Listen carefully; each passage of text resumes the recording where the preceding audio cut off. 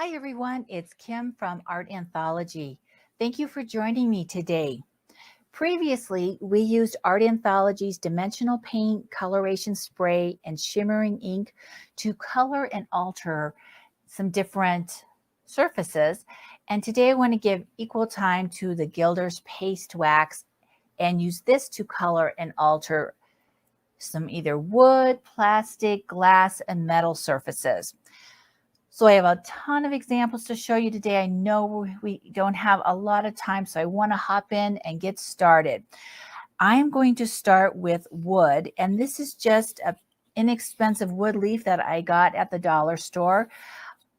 Inexpensive or free items that you dig out of your recycle are great surfaces to alter with wax. So this is just a wooden leaf, and I'm going to start with this and color this with some wax and make it look totally different. I'm going to use my Gilders PasteWax, and to apply it, there's several different ways to apply it. But because this is a large surface, I'm going to start with my sponge there, and this is just an ink blending foam from Ranger. And then I'm just going to use the handle, and I have one sponge for each different color for my wax. These are professional grade wax, so I try to keep one sponge. I don't want to mix sponges because I'll mix my colors. And I'm just going to start by spreading some of that, pulling up some of that wax on the sponge. You can see this is a well-loved color. And then I'm just going to rub this down. Very easy. No big technique. I just try to rub it on there in an even layer. I don't want to get a bunch of it all glopped up and then press it down. And the wax is, it's not creamy soft, but it's soft. Think of shoe polish. That's what it reminds me of. And then if you need to make some of the wax softer, or if it gets harder, which it will over time, you will need to soften it. And because it is a professional grade, it is not water soluble. So if I want to soften some of this, I need to use either mineral spirits, and I like to use the odorless mineral spirits, or turpentine. And you would just put in a little bit at a time. I don't try to soften the whole bit of wax unless it's a color I use a lot and it's a light color. If it's a dark color, I try to keep those a little drier just because they're a little more intense. So I've got my first layer of yellow on, and the wax is soft. It's not wet, but it's soft. So I can add another color of wax, and those will blend. So I'm going to go to orange next. And I have my sponge in the orange. Just pick it up. And I'm going to just pick up a little bit. I'm not going to pick up a lot. And I'm not going to press as hard because this is my second layer. And I don't want to cover up all that orange, or excuse me, all that yellow. And these will blend. So I'm just going to lightly add this second coat. And this is sometimes why, like if I'm using a really intense color, I keep the wax a little drier, just because I don't want to necessarily cover up that first coat. So you can see I have a fairly light coat of orange on there. So maybe I want this a little darker around the edges and on one side. So I can layer up my wax. And this time I'll add a little more. I'll press a little harder because I want it to be a little darker on one side. And I like to add it just a little at a time rather than one big thick layer. It's really better. You'll have more control if you just add an even thinner coat. Now you can see kind of there where I have a little bit that kind of came off. So I'm going to try just to use my sponge. And let me just go, and I'll take some of this off on the other side where I want it a little thicker. And I'll go back now that I don't have as much wax, or I could just kind of wipe some of that wax off. But now I'm going to go back and pull some of that off. And never be hesitant. I can use my fingers. My fingers are a great tool. and I can kind of pull some of that wax off. So I'm going to add a third color. I'm going to add Tulip Red. And the red is a pretty intense color. So when I work with the wax, I want to just be conscious of what color. Am I using a light color like canary yellow, or am I using a darker color? Because these are soft, I can pick up some of the wax that's already down there. Now, if I pick up yellow and put it into red, that's no big deal because I won't ever see that. But if I were doing this in reverse and say I started with the red, then I went to the yellow, I want to be conscious of that because I can pick up that red and put it into the yellow. And that's where I'm going to either wipe off my brush or my finger. Usually I don't use my sponge when I'm going like from a dark, intense color to a lighter color. So let me just add a little bit. I'm going to try to make this side a little darker, and I'm going to try to keep this side a little lighter. So I'm going to start with my darker side to get more of that wax off. And this is where I'm using a fairly light touch.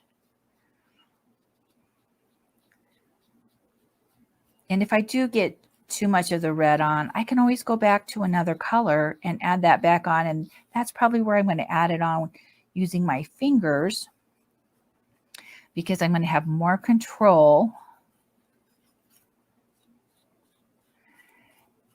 And then I can wipe my finger off before I stick it back into my lighter color wax.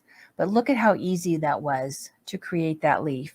Now it always goes on kind of a matte finish. When I touch it, it's not hard yet. It's still soft. So it's not going to have that beautiful luster yet. So I'm going to add just a little bit of a metallic around the edge. I could leave it like this, but I love to just put a little bit of metallic. I'm going to use Foundry Bronze, and I am going to use my finger for this. When I use the metallics, often I just use my fingers. So I'm going to just pick up a little bit, and I'm just going to go around the edge and blend that in a little bit there. Try to stay more on the edge here, because I just want to kind of highlight the edge of that leaf. I don't really want on this one metallic in the center. I'm happy with how my colors went on there. And I will show you a great way to clean up at the end, because the wax, you can get the wax off easily off your hands if you decide to. Your fingers are a great tool.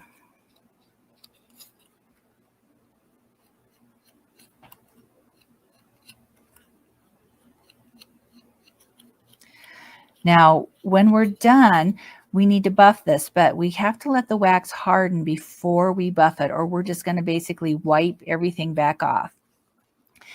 And a lot of times when I'm working on wood or paper, I can speed harden it using a heating tool and just heat that up for maybe, I don't know, 15 seconds, move my heat gun around. But I'm just going to let it air harden. I'm not going to heat this up, because some of the other surfaces I work on today, I can't use the heat gun to. But let me show you one that I did earlier.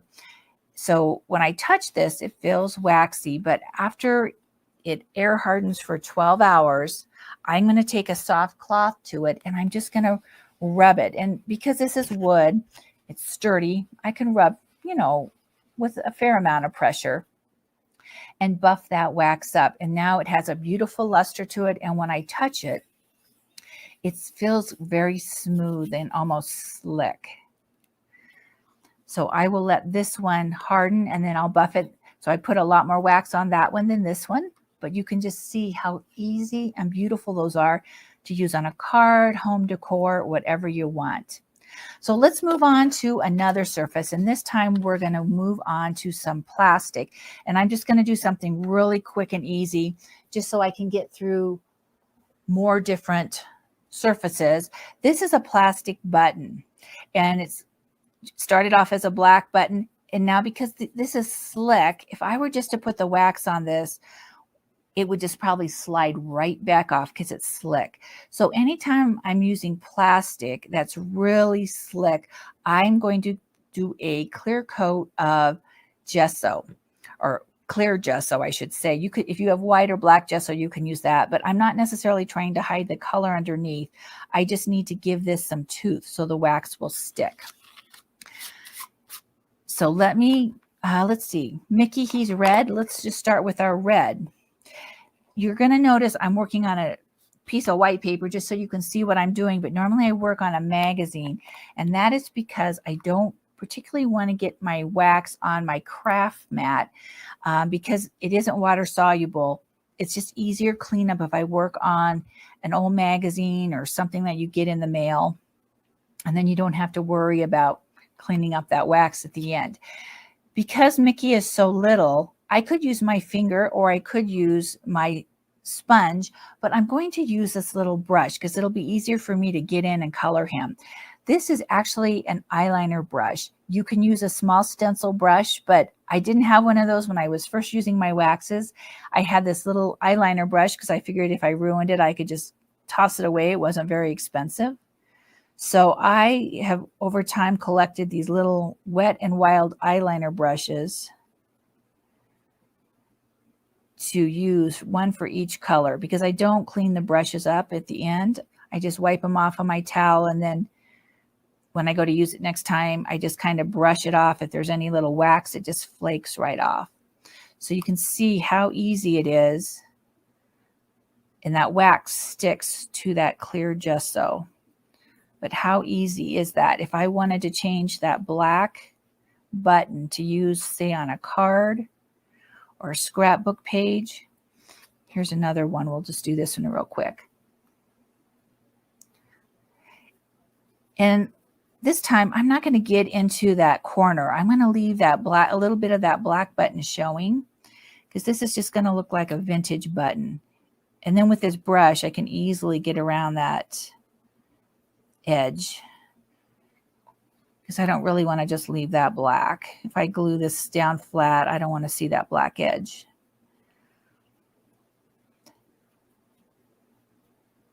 But no one will ever know that this started out as a plastic button. So let's just add some metallic. Again, you don't have to have every color in the rainbow.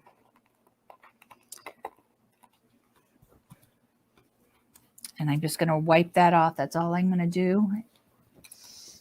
And actually, let's do this. I just want to show you this real quick. Here's my canary yellow, and I have a little brush for this. And I'm just going to pull up a little bit. I'm just going to put a little bit here on Mickey. Really, really lightly. Because this will blend with the red. But I want to show you. And I need to pull out a little more, but this will show you here. Because the wax is soft, you can see how I pick up that red. I don't really want to put that back in there because I'm going to transfer that red. And believe me, I have had every color under the rainbow in my yellow. But I'm going to wipe this off. And I won't be able to get all of it off, but I'll get most of it off. So when I stick it back in here, I'm not transferring a bunch of red. And if I do, I can wipe it out if I had a big amount of red in there. Or I can just add a little mineral spirits, and that will basically just kind of mix the red in, and then you won't see it again. But that just gives a little more dimension to Mickey's face. So let's just add a little bit of, let's do Foundry Bronze again, a little bit of metallic. And I'm just going to go around with this on the edge here.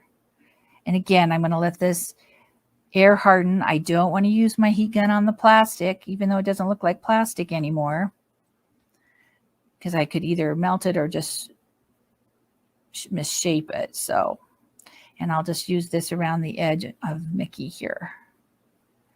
But you never would have known those were two plastic buttons when we started out. So let's move on to, I want to show you real quickly a plastic frame that I've started. And this was like a brown fake wood plastic frame, and I coated it and I pulled out my white gesso for whatever reason. I just did that without thinking. I've started 3 sides, but let me just show you how easy this is, because with the holidays, if I want to make something and frame it, but I don't want to spend a fortune on frames, and I'm just going to use the one silver metallic, but look at how quick and easy it is just to add that silver wax and totally change the look of that frame. Now I could do this with my finger, but because there's such a larger surface to cover, I'm going to just use this. And then I do have a brush. So if I wanted to get down in those crevices, I would take my silver brush and then just pull up some wax and put it down in those little areas that I can't get to easily with this. And if I wanted to go back through, if I thought I need a little more, I can certainly go back through and put another coat. But if a little bit of that white shows through, or even the brown from the plastic, it's okay. It just looks more vintage that way. So I will finish this up. I can add another metallic on top of this if I wanted. I can keep working with it as much as I want, or I can just be done with it with the one coat of silver. Again, I'll let this air harden for 12 hours, and then I'll go back and buff that up. So let's look at something metallic. And I've got this little metal frame here, and you can work on bare metal, but it takes a lot longer to let it air harden, and you have to build up the wax over time because, again, it's slick and it can rub off.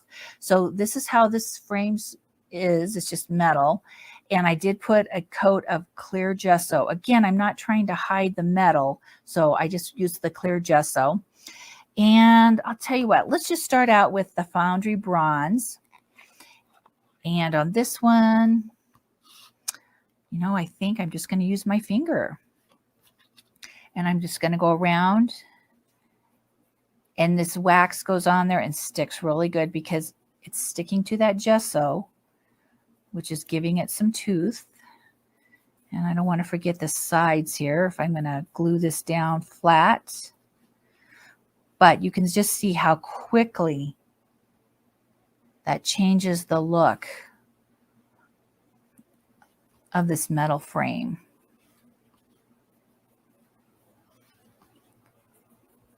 So really, with only either a couple metallics or 1 or 2 colors, you can do a lot.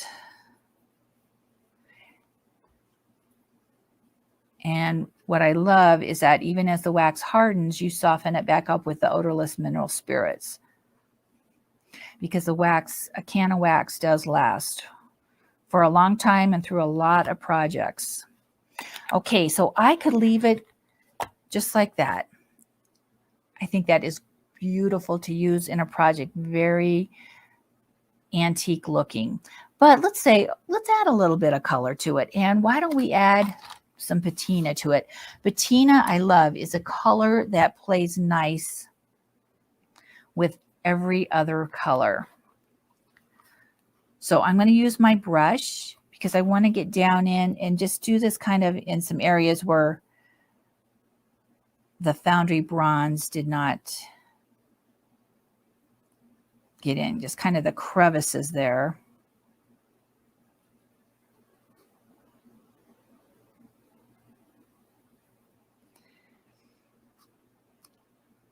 And quick and easy, doesn't take a lot of thought. You can just see I'm just kind of pushing that wax down in there with that brush. And if I covered up something that, you know, some of that foundry bronze, I can always go back and add that on top. And if I thought, well, I don't really like this, I wish I had done another color, I can go back in and just add that color on top. You can't really take the wax off, but you can certainly cover it up with another color, especially if it's a darker color.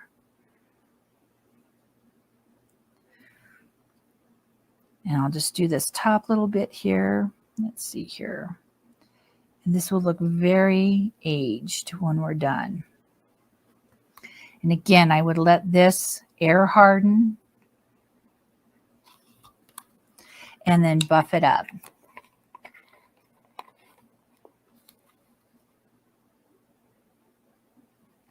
Simple, simple, simple. You can also work on glass. And I have a couple little glass files I want to show you. I just sewed this big piece of glass up just so it's easier. This is just a yogurt jar, glass jar. And I just normally probably wouldn't do something this large, but I did just so we can see it. So let's play with this. I'm going to use the patina just because I know whatever we put on this will mix with it great. And I'm just going to brush this on. Now, if I wanted to color something in glass, obviously the wax would not stick because it's so slick.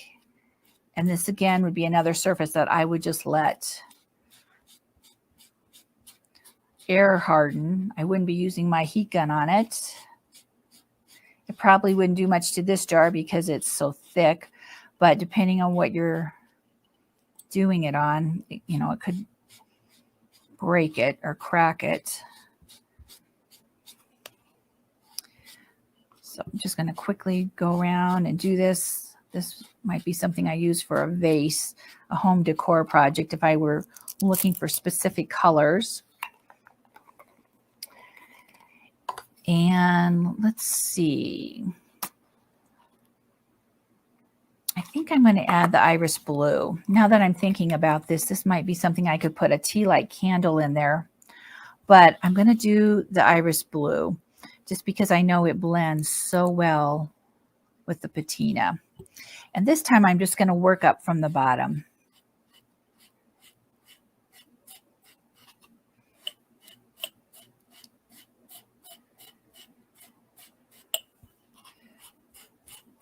And just add this around. And truly, I'm just playing with this. I just wanted to show you how you can add it to glass and have it stay on the glass without just sliding back off.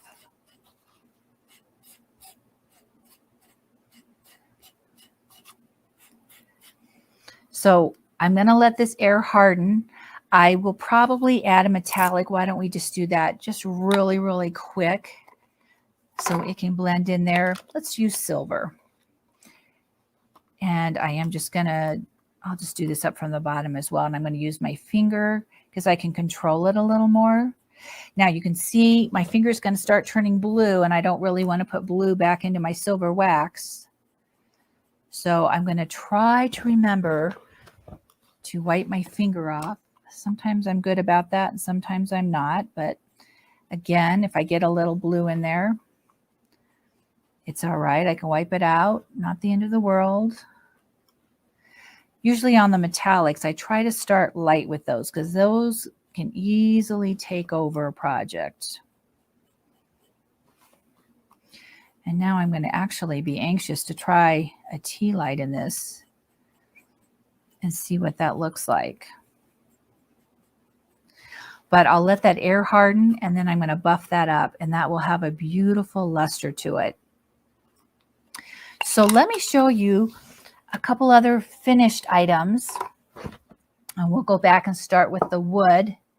So we did the leaf. We looked at the leaf.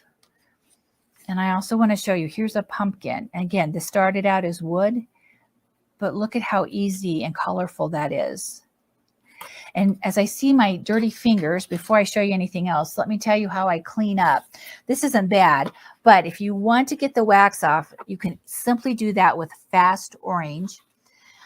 This is what mechanics use to get grease off their fingers. You can get it in the auto department. So when I went to Walmart, I went to the auto department and just got this jug of Fast Orange, but it cleans up great. Just wash your hands, you know, rub up with some of that and wash it off under running water, and you will be amazed at how fast your hands will be perfectly clean again. Okay, back to some other samples. I love this little wood apple. And so I just coated my apples. First, I did a light coat of the canary yellow, and then I did a coat of the red tulip. And then, of course, I had to add just a little patina. But what a difference. from my original apple. This is I think like a compressed paper type of laser cut. This is what it started out with.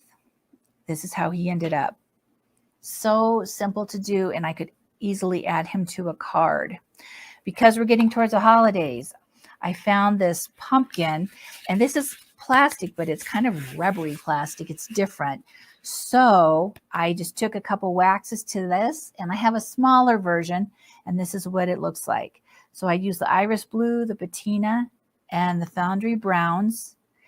And now I went from a plain old plastic pumpkin to a designer pumpkin.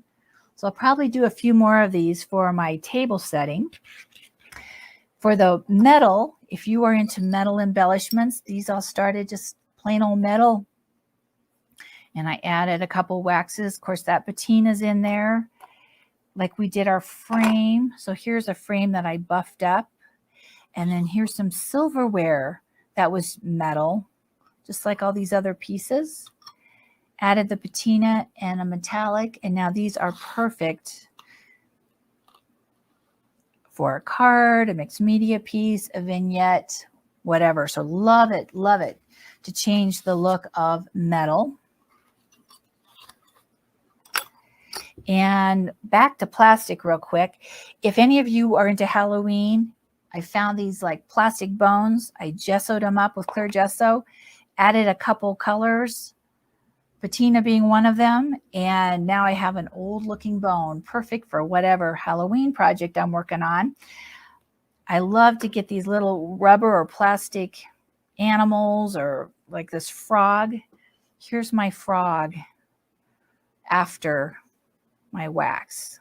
Just a couple coats of wax and a metallic. So if you're making something for a child, perfect to jazz up your little rubber or plastic animal. And to end with our glass, I had these little bitty jars, glass jars that I want to use in a vignette. So I, again, gessoed them up, added some wax. This is a metal lid, did the same thing, gessoed that, let them air dry and buffed them up. So I can add these to a little vignette. So there's so many things that we can do with our Gilders PasteWax, whether you have just a couple colors or whether you have the rainbow. I hope this gives you some inspiration, especially for your holiday makes, as to how to alter something very inexpensive to something very expensive looking. So thanks for joining me today, and I'll see you again in the future.